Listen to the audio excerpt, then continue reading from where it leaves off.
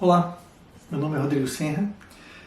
Atualmente eu sou diretor de tecnologia, uma empresa chamada Working Company, com sede em Nova York. Eu estou falando com vocês aqui da Carolina do Norte, cidade de Cary. É um grande prazer ter aceito esse convite da professora Cláudia Medeiros para compartilhar um pouquinho da minha experiência com vocês. E na verdade não tem caminhos certos. Vocês estão começando agora uma jornada e eu já estou mais ou menos no meio, e às vezes é muito mais prático a gente aprender com os erros dos outros. Mas hoje eu quero falar um pouco dos meus acertos. Talvez começar pelo que eu tenho feito recentemente. Talvez se eu estivesse na posição que vocês estão hoje, uma das curiosidades que eu teria é saber, tá bom, mas o que faz um diretor de tecnologia? A Working Company, ela é uma empresa que é uma mistura de um estúdio de design com uma empresa de tecnologia, uma software house. Então a gente faz a definição da estratégia, conceitualização, o design visual, a implementação de front-end e de back-end de produtos digitais. Isso pode ser um website, pode ser uma aplicação mobile, de cabo a rabo. E a minha atuação, particularmente, está sendo na área da arquitetura, do projeto, implementação, muitas vezes manutenção, da parte de back-end. Essa foi a área que eu acabei me especializando. Próxima pergunta talvez seja, tá bom, mas como é que isso se traduz no dia a dia? Bom, o trabalho de diretor na Working Company ele é um híbrido. Então, atualmente todo mundo trabalha de casa, mas eu já estava trabalhando remoto há uns 2 anos. O que eu acho maravilhoso, excelente, gosto muito. E basicamente isso não quer dizer que é mais suave. Tem muitos dias que eu não consigo nem almoçar. Eu entro de manhã, tipo 9 horas da manhã, e às vezes eu consigo comer alguma coisa lá para as 4 horas da tarde. Tem dias que meu almoço sai às 6 da tarde. Isso é uma questão interessante em termos de volume de trabalho. Desde antes da graduação até hoje, sempre trabalhei muito. Mas o que permite isso eu sou apaixonado pelo que eu faço. Eu gosto muito de computação, eu gosto muito de escrever código, eu gosto muito de pensar em novos produtos e fazer coisas acontecerem, serem criadas e entregar elas para os seus usuários finais. E isso faz com que o dia passe rápido. A rotina do diretor de tecnologia. Bom, como eu estava falando, na Working Company esse é um papel meio híbrido. Então, existe a necessidade de coordenar pessoas, existe também um momento para se escrever código. Então, todos os diretores lá são hands-on, e eu inclusive. Uma das coisas que eu adoro fazer é escrever código, revisar código, fazer brainstorming, como é que vai ser o produto, como é que nós vamos implementar isso, quais são os algoritmos, que tecnologias nós vamos utilizar. E isso é parte do dia a dia. Mas dentro do ciclo de vida de um projeto, isso costuma acontecer mais na fase inicial do projeto. À medida que o projeto vai se desenrolando, existe todo um ônus muito pesado também na comunicação dentro do time e com o cliente.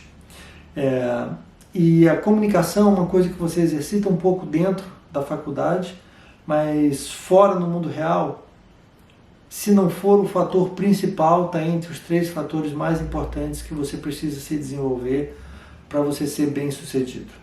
As pessoas têm muita dificuldade de comunicação.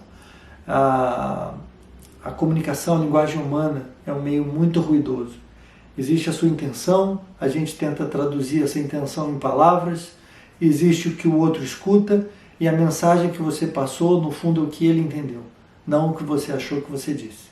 Então eu preciso prestar muita atenção à comunicação e observar bastante as pessoas e tentar sempre entender como que elas estão recebendo a mensagem, como que elas estão interpretando aquilo. Por isso eu tenho reuniões de mentoring com o meu time, em que são às vezes chamadas de one-on-one, em que eu passo um tempo com eles e eu entendo como é que está a vida cotidiana deles, os problemas que eles estão enfrentando dentro e fora do trabalho, quais são os desafios pessoais, técnicos, de carreira, e essa é uma forma também de desenvolver pessoas. Além disso, eu tenho a comunicação com o gerente de projeto, que ele está tentando transportar as necessidades do projeto, requisitos de cliente, e a gente precisa mapear, entender muito bem essas demandas e traduzir isso em aparato tecnológico, em ações de implementação. Tem a comunicação dentro do time com os desenvolvedores para entender o que eles estão fazendo, quais são os blockers, as dificuldades que eles podem estar tendo, para onde que nós vamos alinhar o desenvolvimento do produto. Tem reuniões com o cliente para você vender uma ideia, você entender e receber feedback. Isso tudo é um overhead gigantesco. E existe a parte de desenvolvimento, que é uma das partes mais legais, e o difícil no meu momento atual de carreira é conseguir conciliar o tempo dessa contribuição individual, o momento que você precisa parar, zerar todas as entradas externas e poder concentrar, porque o trabalho de desenvolvimento é um trabalho de concentração, é um trabalho de criação, em computação a atenção aos detalhes é crucial, mas é muito estimulante, muito divertido. O projeto que eu estou trabalhando agora é um projeto para a Gatorade, que é uma empresa do grupo da Pepsi, e eles estão lançando nesse mês um adesivo que não vai aparecer no Brasil até o final do ano. Nesse próximos 6 meses ele vai estar sendo lançado só nos Estados Unidos, mas só para vocês terem uma noção do que seria um desses projetos que a gente faz. Então esse adesivo você coloca no teu antebraço e ele vai medir a tua taxa de sudorese e vai medir o quanto de sódio, a concentração de sódio que tem no seu suor. E isso é uma coisa super importante para atletas de alta performance. Eles precisam se hidratar antes, durante e depois do esporte e também receber outras recomendações de nutrição, por exemplo, proteínas, carboidratos, eletrólitos. Então, nós fomos incumbidos pela Pepsi de fazer uma aplicação que tira uma foto desse sweat patch, faz a interpretação dessa foto de quanto que houve de perda de suor e de quanto que é a taxa de concentração de sódio. E aí, baseado nisso, nós temos um engine de recomendação que vai oferecer essas recomendações. Nutrição, hidratação, recuperação ativa, tipo faz um alongamento, faz uma crioterapia, coisas do tipo, numa linguagem apropriada, e também interage com esses wearables, relógios, Fitbit, Garmin, esses tipos de dispositivos, onde você está capturando os workouts, as atividades esportivas que você faz, e a intensidade delas, etc. Então esse é um dos projetos que eu estou trabalhando atualmente, mas por ser um misto de empresa de design com empresa de tecnologia, a rotatividade de projetos é muito alta. Então, normalmente, a cada 6 meses, a gente se depara com um novo desafio e muitas vezes isso significa fazer um projeto que você nunca fez antes, fazer uma coisa inteiramente nova. Então, a gente embarca em cada projeto novo sem saber se vai ser bem sucedido. O grande desafio é fazer aquilo acontecer no matter what. E isso não é um sucesso individual, é um sucesso do time.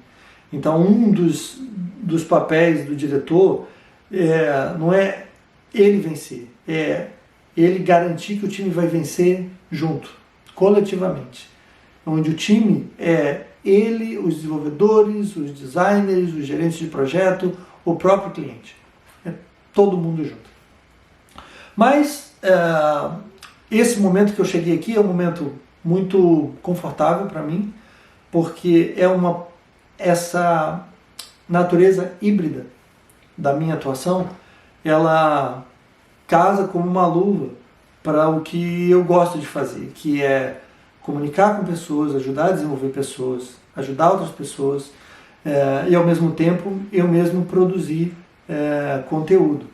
Então eu estou muito confortável, mas para chegar nesse momento e chegar nessa posição não foi fácil, não foi simples, tiveram vários caminhos aí. Então vamos dar um passo para trás e vamos voltar agora, lá para o início, quando eu estava na graduação, e qual que foi a minha estratégia.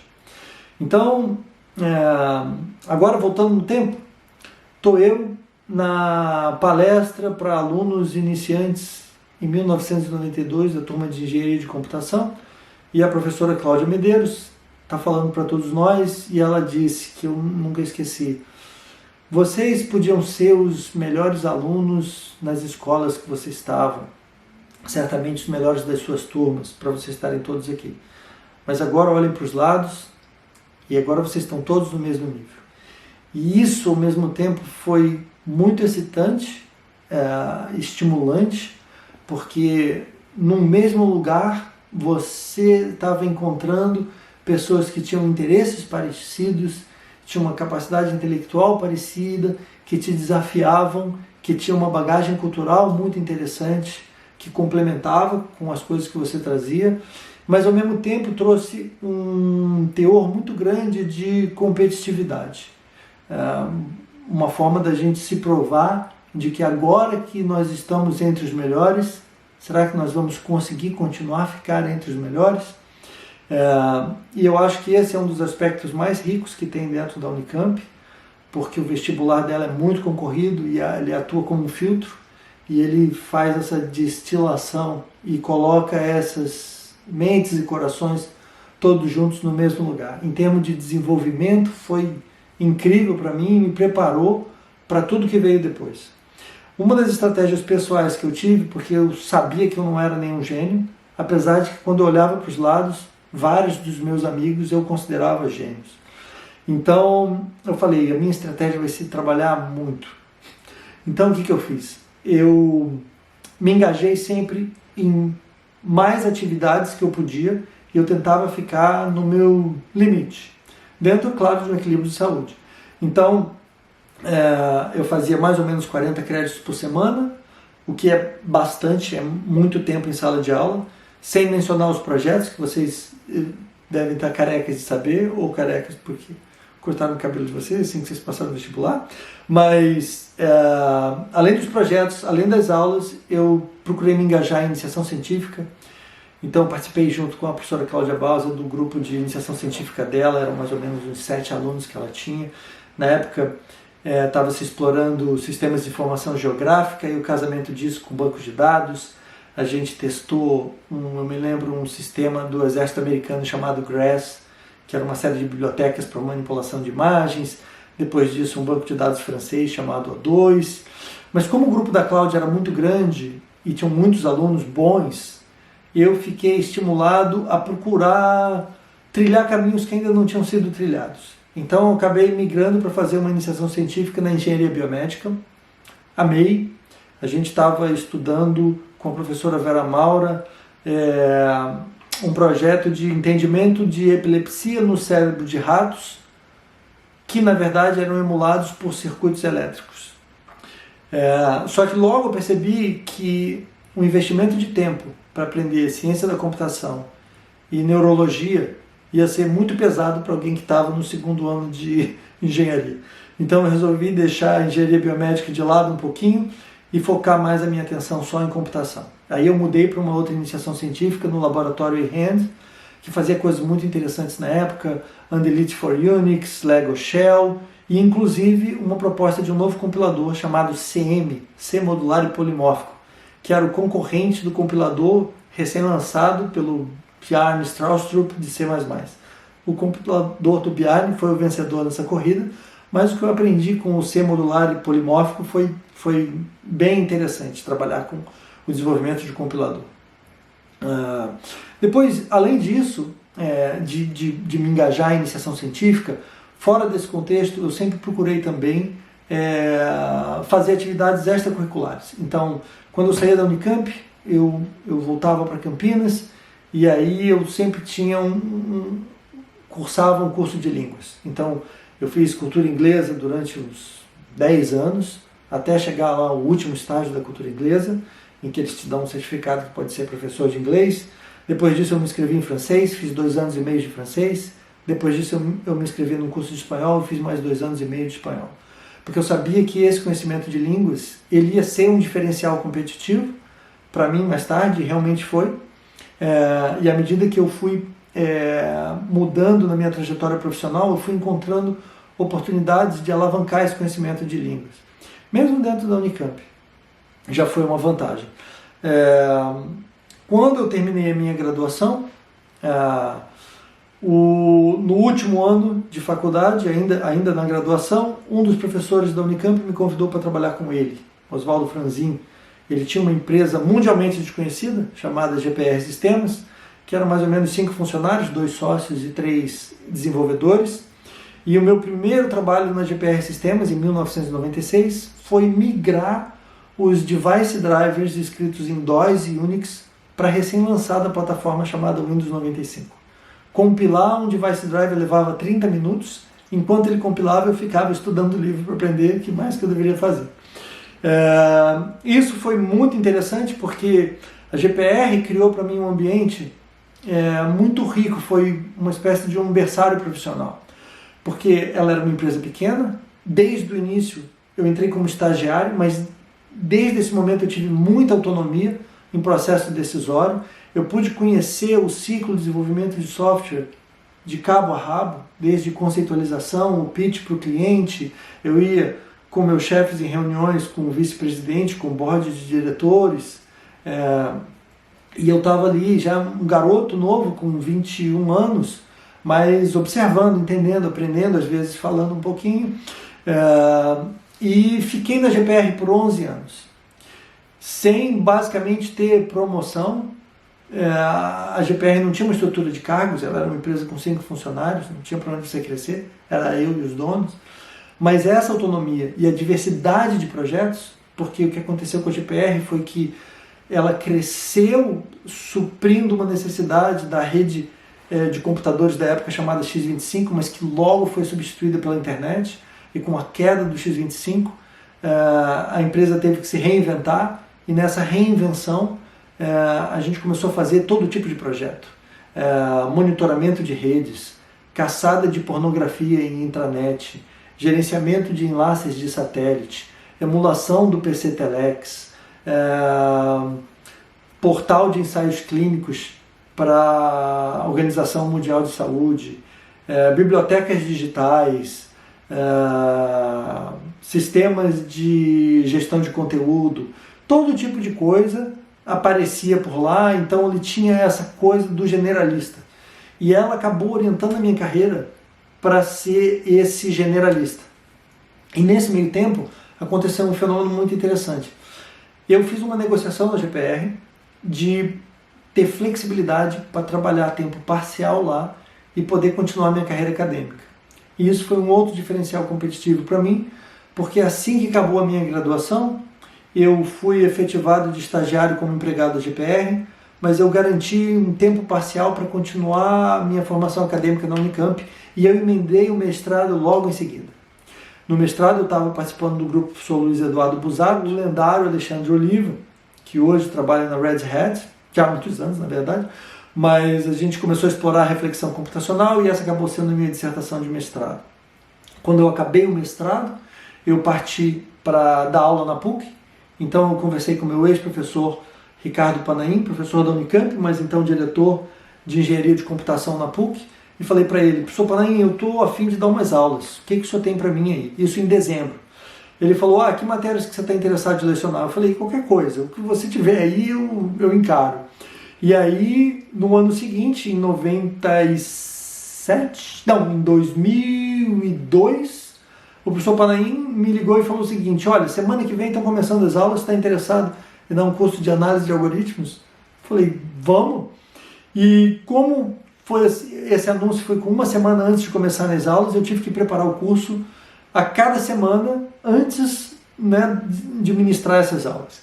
E na época eu era relativamente novo, devia ter mais ou menos uns 26 anos por aí, então a minha distância da faixa etária dos alunos de análise de algoritmos, alguns inclusive que tinham repetido o ano, porque era uma matéria bem difícil, não era tão grande.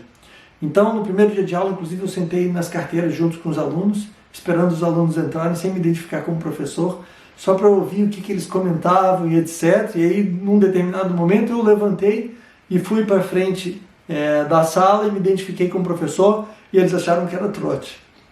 Mas depois eles se acostumaram com a ideia. E uma das coisas que eu tentei inovar como professor foi fazer as aulas mais interativas. Então eu levava o meu notebook para dentro de sala de aula, eu plugava ele no retroprojetor e a aula era live coding, basicamente. E isso assim fez um certo sucesso. O professor Panaim me convidou para dar aula para os alunos ingressantes no ano seguinte, porque a taxa de desistência de alunos ingressantes estava muito alta. Isso é fácil de entender. O que acontecia é que a disparidade do aluno ingressante em computação às vezes é muito grande. Haviam alunos que chegavam sem ter nenhuma experiência de programação, nenhuma experiência pregressa de programação, enquanto outros na mesma turma tinham às vezes um pai da área, uma mãe na área, ou um irmão, e eles já tinham experiência de programação, às vezes em múltiplas linguagens. Então esse distanciamento, esse hiato, fazia com que os alunos que não tinham experiência ficaram muito frustrados, acreditando até que não iam conseguir dar conta do curso. Então, um dos meus desafios foi tentar equalizar isso. E uma das estratégias que eu tive foi adotar a linguagem Python como primeira linguagem de ensino para programação. Até então, a PUC adotava C como a primeira linguagem, que é uma linguagem muito fácil de você se machucar com ela. É muito fácil você cometer erros. E isso diminui o como você se sente bem sucedido no aprendizado. Eu acho que nesse primeiro momento é super importante você se sentir super bem sucedido no aprendizado. Então eu adotei Python e muitos anos depois o Instituto de Tecnologia de Massachusetts, o MIT, anunciou para o mundo que ele estava adotando Python como primeira linguagem de programação. Mas eu já fazia isso em 2004. Tanto é que em 2005 eu recebi um convite para ir em Gothenburg, na Suécia, dar uma palestra na EuroPython, falando da experiência que eu tinha tido ensinando Python para alunos de graduação na faculdade, que foi super bacana. E isso acabou me levando também a me engajar nesse mundo de open source, e particularmente a parte do Python. Eu fiz a tradução do primeiro tutorial de Python do inglês para o português. Depois disso eu organizei a primeira conferência brasileira de Python em Campinas, com 12 palestrantes, inclusive 2 internacionais.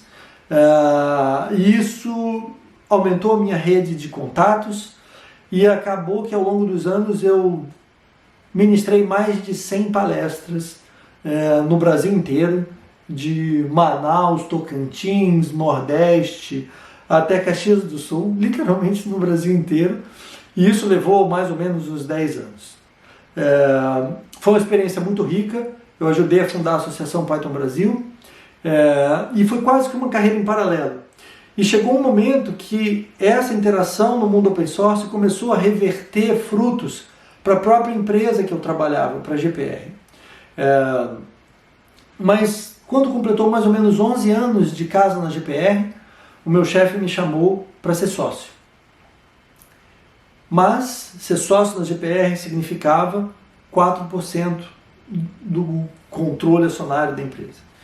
E eu achei que depois de 11 anos estava na hora de eu mudar, de eu me desafiar, sair da minha zona de conforto, e acabei indo para uma outra empresa de Campinas na área de automação industrial, uma área completamente diferente. Então eu tive que reaprender mais ou menos todo o ferramental, todos os domínios. Eu nunca tinha trabalhado com automação industrial. No caso deles, um dos grandes clientes deles era a Petrobras. Então lá eu acabei desenvolvendo um sistema de arquivos que era embedado num microcontrolador que muitas vezes ficava embutido num poço de petróleo, ou dentro de um trator, ou dentro da indústria. Foi super interessante, foi um dos lugares também que eu aprendi demais, porque eu pude ver todo o ciclo agora de produção, não só de software, mas também de hardware. Como era projetado um computador, as placas, o sistema operacional. Produzir software lá era escrever um device driver que era compilado junto com o sistema operacional, e você fazia o upload disso pela porta serial.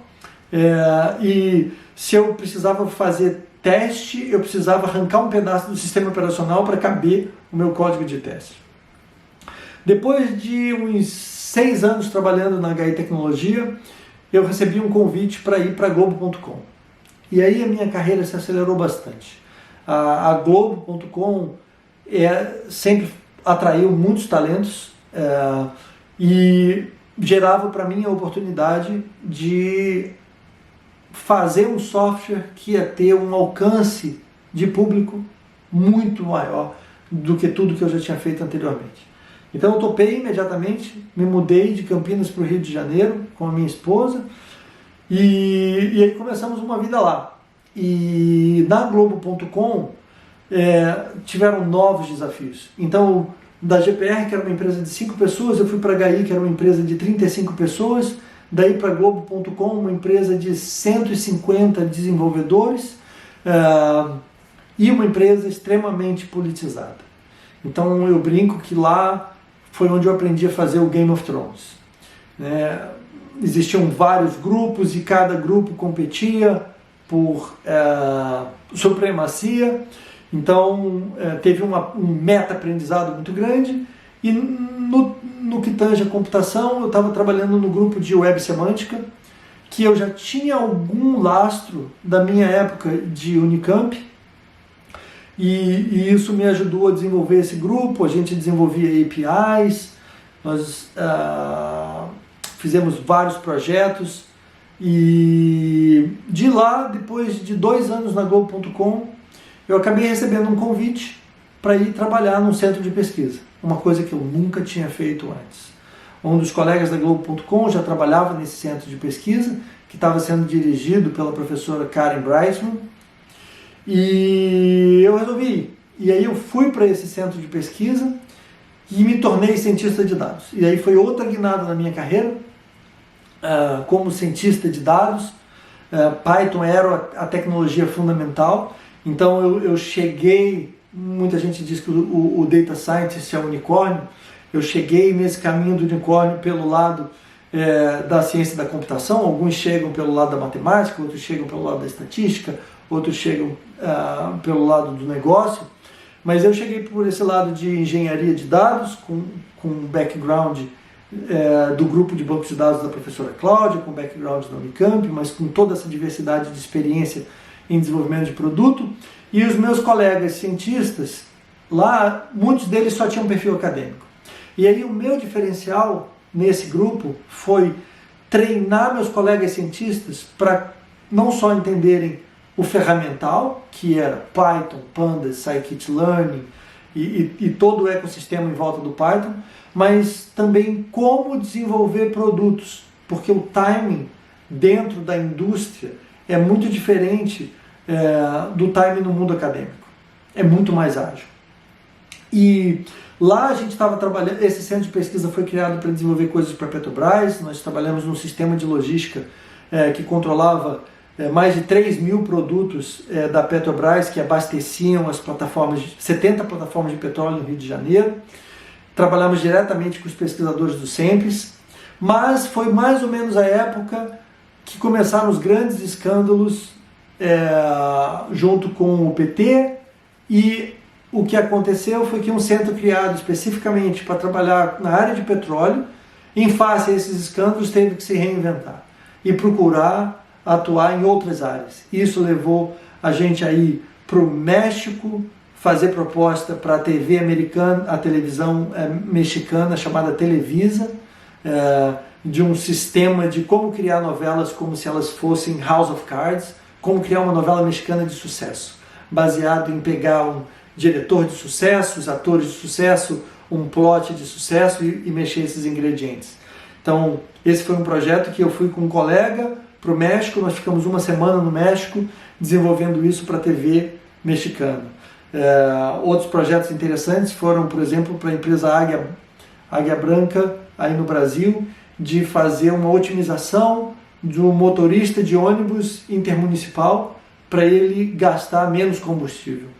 Então, coisas variadas desse tipo. Essa experiência como cientista de dados foi uma das mais divertidas que eu tive na minha carreira. Eu gostei muito da liberdade.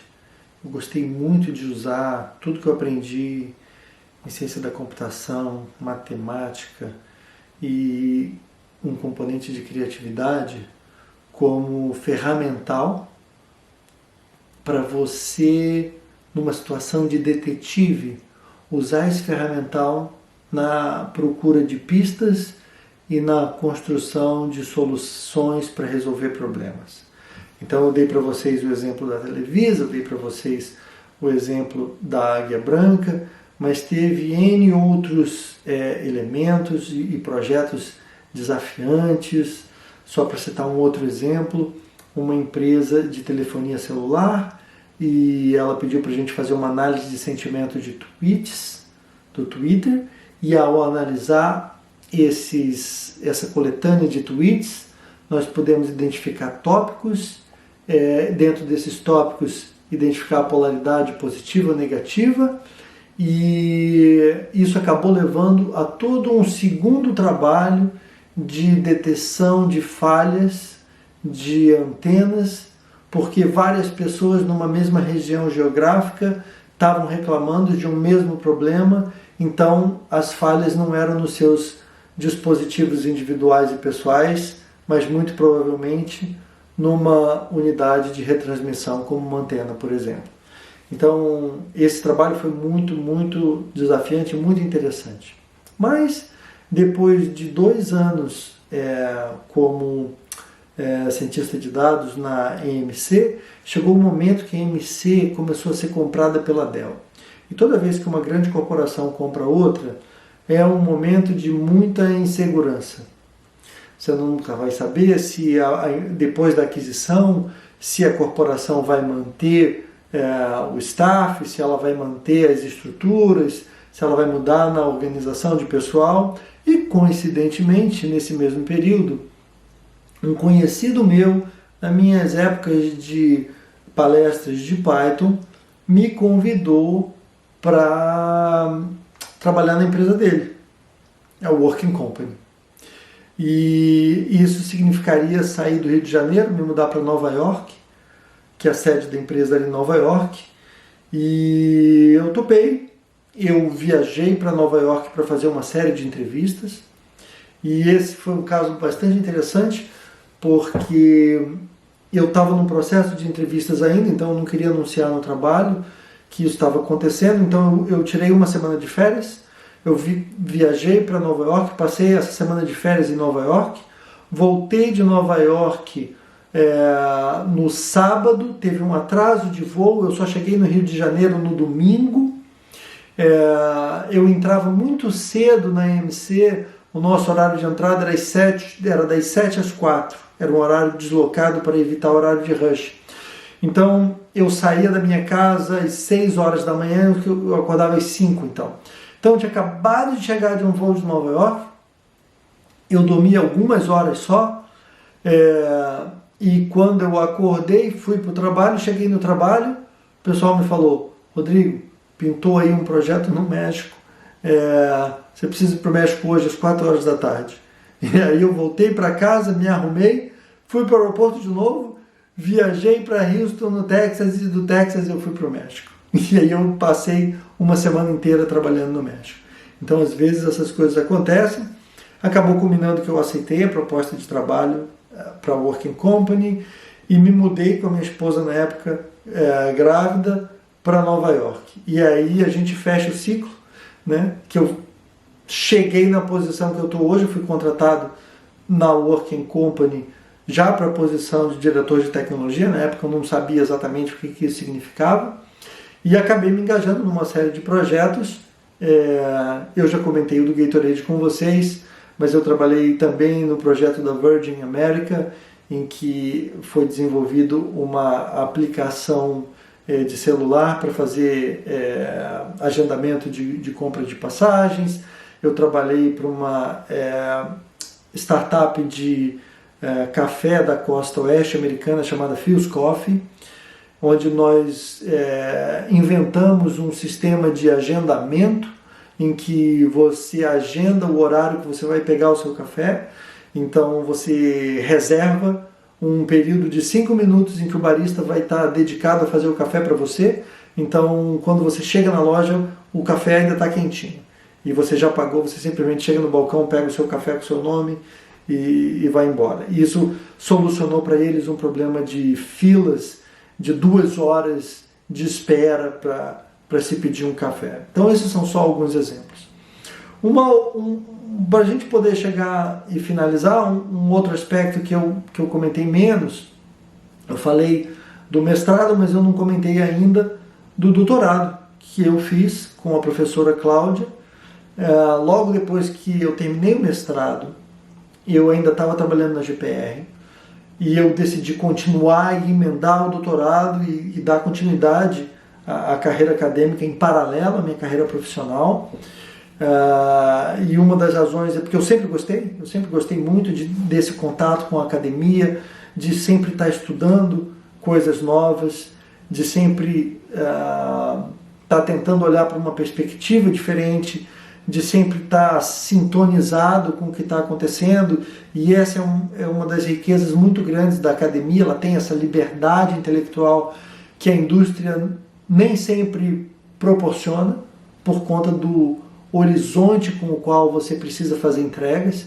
Então existem esses trade-offs, esses compromissos em que muitas vezes você não pode explorar mais uma ideia porque você precisa do pragmatismo, do pé no chão, de garantir aquele cronograma. Enquanto que na academia, apesar de que ainda existem deadlines, ainda existe cronograma, ainda existe budget, existe mais liberdade para você perseguir uma ideia. E isso sempre me atraiu bastante na academia. E o grupo da professora Cláudia sempre foi um grupo muito pujante, muito rico, muito participativo. A professora Cláudia sempre teve uma rede fantástica de contatos no mundo inteiro, e ela sempre deu muita atenção para os seus alunos, e ela sempre teve uma abordagem bastante holística em termos de formação do pesquisador. Então não era meramente, faz aqui a sua dissertação, faz aqui a sua tese e a fila tem que andar, mas não, ela preparava a gente para aprender a fazer uma apresentação, a trabalhar em grupo, a criar um networking, a entender um determinado contexto acadêmico, e eu aprendi muito com o grupo dela. E eu persegui o doutorado junto com ela, e eu tive muita dificuldade no doutorado, que muito tempo depois só que caiu essa ficha. Basicamente, a ambição de todos nós, quando a gente está, eu acho que nesse contexto acadêmico, é tentar fazer algo revolucionário, fazer um novo Einstein, criar aquela ideia disruptiva, quando na verdade a academia ela é mais evolutiva do que disruptiva. Ela está mais preparada, a ciência de uma forma geral, ela trabalha com pequenos incrementos. Você tem que expandir a fronteira do conhecimento, então o seu primeiro objetivo é antes aprender onde está a fronteira. Uma vez que você identificou onde está a fronteira do conhecimento, você faz um esforço incrível para empurrar essa fronteira um pouquinho para frente. Você não empurra ela muito para frente. Você empurra ela um pouquinho. Mas de uma certa forma que você garanta que ela não vai retroceder. Então o seu trabalho é tão rico quanto ele for bem embasado, embasamento teórico, embasamento experimental, conhecer toda uma área de publicação e também publicar. E eu estava muito agarrado no conceito de tentar ter a nova ideia disruptiva, e eu acho que a minha participação na indústria teve aspectos positivos e negativos, e um dos aspectos negativos foi esse, de tentar fazer algo muito disruptivo, como que uma startup de software tenta fazer, e quando que o que eu deveria ter feito do ponto de vista acadêmico era ter escolhido uma área de conhecimento, um nicho mais bem definido, mais bem delimitado, menor, mas ter explorado aquilo melhor. E eu não soube escutar bem a orientação para explorar isso da melhor forma possível. E o que acabou acontecendo é que o meu trabalho de pesquisa ficou um pouco fragmentado, porque eu tentei dar um passo maior do que a perna e tentei atuar em múltiplas áreas diferentes. Ainda penso no futuro voltar a lecionar, ainda penso no futuro a contribuir para a parte acadêmica, ainda está nos meus planos. No meu momento atual, eu vou focar um pouquinho mais na indústria, ainda tenho desafios imediatos que eu preciso conquistar, mas quem sabe o futuro. Eu espero que vocês tenham achado interessante essa retrospectiva que eu fiz da minha carreira. Esse foi o meu caminho. O caminho de vocês, com certeza, vai ter interseções e diferenças relevantes, mas eu espero que nesse bate-papo tenha havido alguma contribuição, quiçá tenha gerado uma fagulha de estímulo, de desafio, e que isso leve vocês para um caminho de sucesso. O mais importante que eu posso dizer é isso: não desistir. Boa sorte, gente.